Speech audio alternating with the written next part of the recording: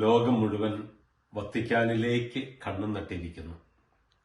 വത്തിക്കാനിലെ cysteine ചാപ്പലിന്റെ മുകളിലെ പുകക്കുഴലിൽ വെളുത്ത പുക ഉയരുന്നതും കാത്തിരിക്കുകയാണ്.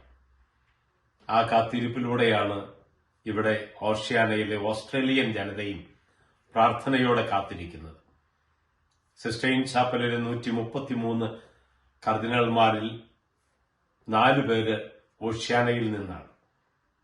ഉക്രൈൻ സഭയുടെ ഓസ്ട്രേലിയയിലെ അധ്യക്ഷനായ കാർഡിനൽ മിക്കോള ബിച്ചോൺ, അദ്ദേഹവും ഇപ്രാവശ്യത്തെ മാർപ്പാപ്പ തെരഞ്ഞെടുപ്പിൽ ഏറ്റവും ജൂനിയറായ കാർഡിനലായി അദ്ദേഹം പങ്കെടുക്കുന്നുണ്ട്.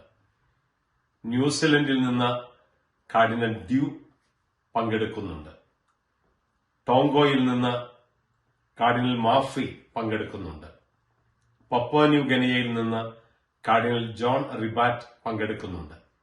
ഈ 4 കർദിനാൾമാരും ഓഷ്യാനയിൽ നിന്ന് കോൺക്ലേവിൽ പങ്കെടുക്കുന്നതും ഒരു ചരിത്രമാണ്.